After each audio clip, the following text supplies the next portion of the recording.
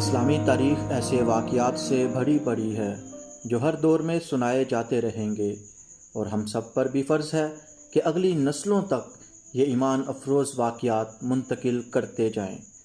یہ بھی ایسی ہی ایک داستان ہے، کس طرح آقائے دو جہان حضرت محمد صلی اللہ علیہ وآلہ وسلم کے روضہ اقدس کے خلاف ایک سازش ہوئی، جس کی نشاندہی ایک مسلمان حکمران کو خود آقائے دو عالم صلی اللہ علیہ وآلہ وسلم نے کی۔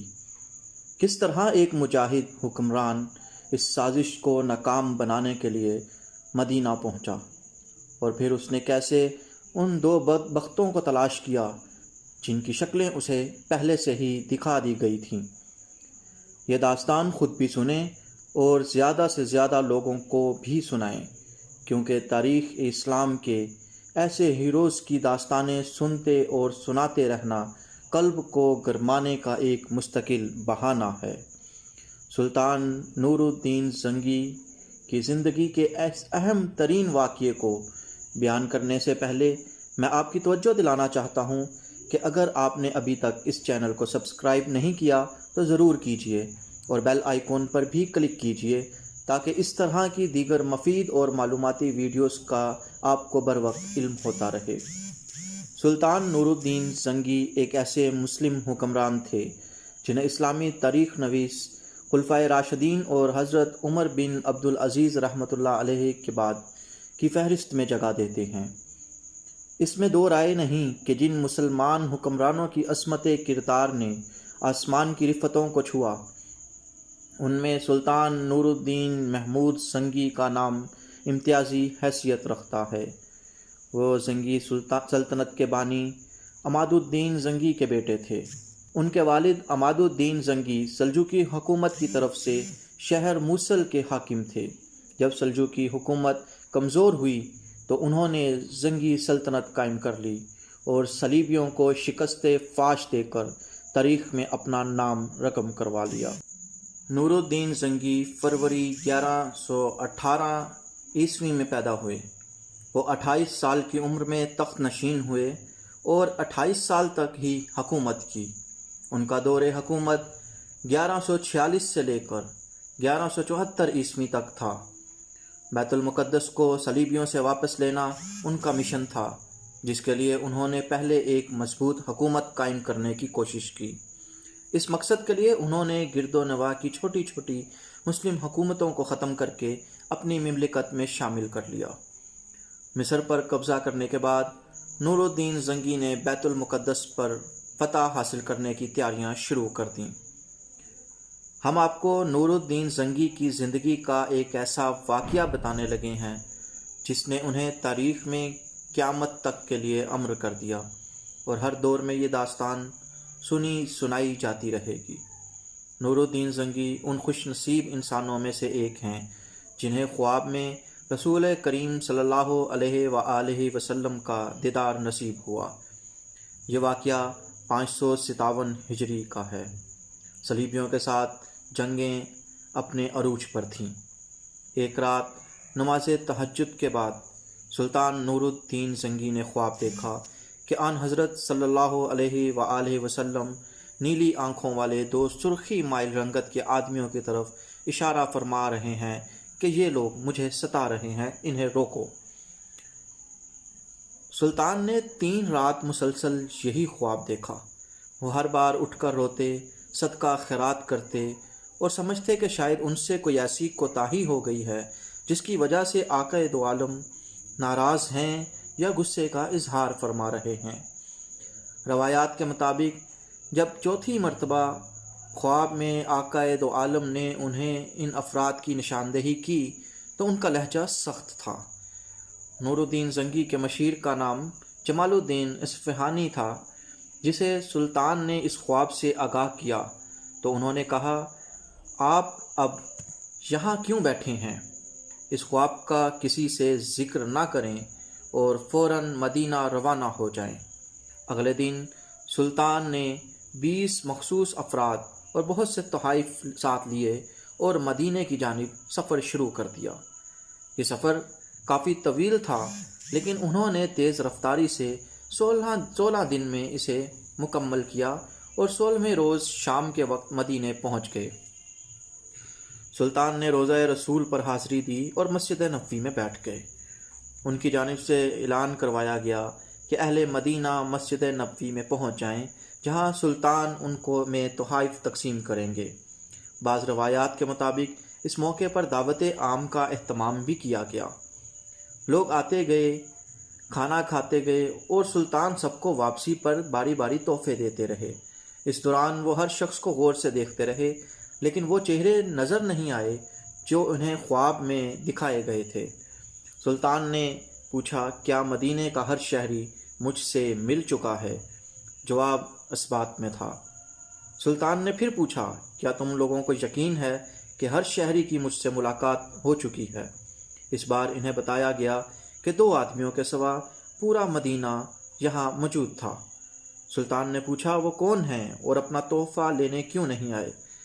بتایا گیا کہ یہ مراکش کے 2 متقی پرہیزگار نیک انسان ہیں جو دن رات رسول کریم صلی اللہ علیہ وآلہ وسلم پر درود و سلام بھیجتے ہیں اور ہر ہفتے مسجد قباء جاتے ہیں۔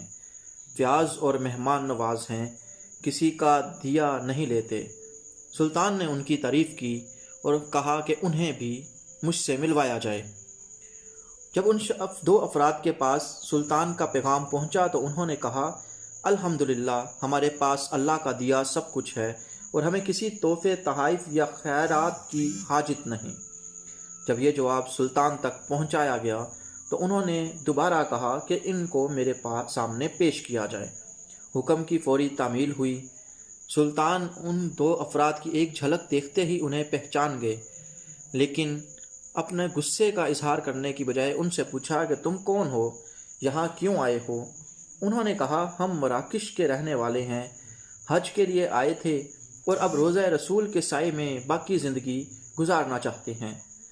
سلطان نور الدین زنگی ان کے ساتھ ان کی قیام گاہ پر چلے گئے۔ یہ گھر روضہ نبوی کے بالکل نزدیک ایک مکان تھا جس کی مسجد نبوی کی جنوب مغرب میں دیوار لگتی تھی۔ مکان بھی سادگی اور درویشی کی نشانی معلوم ہوتا تھا۔ سادہ سے مکان میں چند کتابیں موجود تھیں۔ زمین پر ایک معمولی ٹاٹ کا ٹکڑا موجود تھا اور اس پر مصلی یعنی جائے نماز بچھا ہوا تھا۔ گھر میں چند برتن تھے جن میں کچھ اناج تھا۔ سلطان نور الدین زنگی خاموشی سے سوچ رہے تھے کہ اس خواب کا کیا مقصد ہو سکتا ہے۔ اچانک کچھ سوچتے سوچتے انہوں نے زمین پر موجود ٹاٹ اور جائے نماز ہٹانے کا کہا تو ایک عجیب ہی صورتحال سامنے آئی۔ وہاں جائے نماز کے نیچے ایک گڑھا تھا جس پر پتھر رکھا گیا تھا۔ اس بڑے پتھر کو اٹھایا گیا تو اس کے نیچے ایک تازہ کھودی ہوئی سرنگ برآمد ہوئی۔ سلطان نے فوراً اپنے وفاداروں کو اس سرنگ میں اتارا جو دیکھ کر آئے اور انہوں نے بتایا کہ سرنگ روضہ رسول کی جانب جاتی ہے۔ اب کی بار سلطان نے گرج کر ان سے پوچھا، کیا اب بھی سچ نہیں بولو گے؟ ان 2 افراد کے پاس سچ کے سوا کوئی چارہ نہ تھا۔ انہوں نے اعتراف کیا کہ وہ مسیحی ہیں اور ان کے حکمران نے انہیں بہت سا مال و زر اور ساز و سامان دے کر حاجیوں کے روپ میں مراکش سے حجاز بھیجا تھا۔ ان کا منصوبہ تھا کہ وہ کسی نہ کسی طرح رسول کریم صلی اللہ علیہ وآلہ وسلم کا جسد اقدس روضہ مبارک سے نکال کر لے جائیں۔ اس ناپاک منصوبے کی تکمیل کے لیے انہوں نے حج کا بہانہ کیا اور اس کے بعد روضہ رسول سے نزدیک ترین جو مکان کرائے پر مل سکتا تھا وہ لے کر اپنا مذموم اور ناپاک کام شروع کر دیا۔ وہ ہر رات سرنگ کھودتے اور ہر صبح کھدی ہوئی مٹی چمڑے کے تھیلوں میں بھر کر جنت البقیع لے جاتے اور اسے قبروں پر بکھیر دیتے۔ انہوں نے بتایا کہ ان کی یہ ناپاک مہم بالکل آخری مراحل میں تھی کہ ایک رات موسلا دھار بارش کے ساتھ ایسی گرج چمک ہوئی کہ جیسے زلزلہ آ گیا ہو۔ اس کے بعد جب اب وہ اپنے کام کو پایہ تکمیل تک پہنچانے والے تھے تو نہ جانے کیسے سلطان نور الدین زنگی مدینے پہنچ گئے۔ نور الدین زنگی ان کی گفتگو سنتے جاتے اور روتے جاتے، ساتھ ساتھ وہ فرماتے جاتے، میرا نصیب کہ پوری دنیا میں اس خدمت کے لیے اس غلام کو چنا گیا، میرا نصیب کہ پوری دنیا میں اس خدمت کے لیے اس غلام کو چنا گیا۔ سلطان نور الدین زنگی نے ان دونوں بدبختوں کو قتل کر دیا۔ اس کے بعد سلطان نور الدین زنگی نے روضہ مبارک کے گرد ایک گہری خندق کھودنے کا حکم دیا۔ یہ خندق روضہ اقدس کی چاروں جانب کھودی گئی اور یہ اتنی گہری تھی کہ عرب کی اس صحرائی زمین سے پانی نکل آیا۔ اس خندق کو کئی من پگھلے ہوئے سیسے سے بھر دیا گیا تاکہ آئندہ کوئی بدبخت ایسی مذموم حرکت کے بارے میں سوچ بھی نہ سکے۔ یہ واقعہ 558 ہجری بمطابق 1142 عیسوی کا ہے۔ نور الدین زنگی نے روضہ مبارک کے قریب ایک چبوترا بھی تعمیر کروایا تاکہ اس پر روضہ اقدس کی حفاظت کے لیے ہر وقت محافظ موجود رہیں۔ یہ چبوترا اب بھی وہاں موجود ہے اور باب جبریل سے داخل ہوتے ہی دائیں جانب نظر آتا ہے۔ بعض زائرین اسے مقام صفا سمجھتے ہیں، حالانکہ مقام اصحاب صفا مسجد نبوی کے اندر تھا، جبکہ چبوترا اس وقت کی مسجد کی چار دیواری سے باہر تعمیر کیا گیا تھا۔ سلطان نور الدین زنگی کے دل میں بیت المقدس فتح کرنے کی کافی تمنا تھی، لیکن کچھ اندرونی سازشوں کے باعث وہ ایسا نہ کر سکے۔ جبکہ بیت المقدس کی مسجد عمر میں رکھنے کے لیے انہوں نے ایک اعلیٰ درجے کا ممبر بھی تیار کروا لیا تھا۔ ان کی خواہش تھی کہ فتح بیت المقدس کے بعد وہ اس ممبر کو اپنے ہاتھوں سے رکھیں گے، لیکن شاید خدا کو یہ منظور نہ تھا۔ نور الدین زنگی ابھی اپنے حملے کی تیاریاں کر رہے تھے کہ ان کو حشیشن نامی شخص نے زہر دے دیا، جس سے ان کے گلے میں سوزش پیدا ہوئی اور یہی زہر ان کی موت کا باعث بنی۔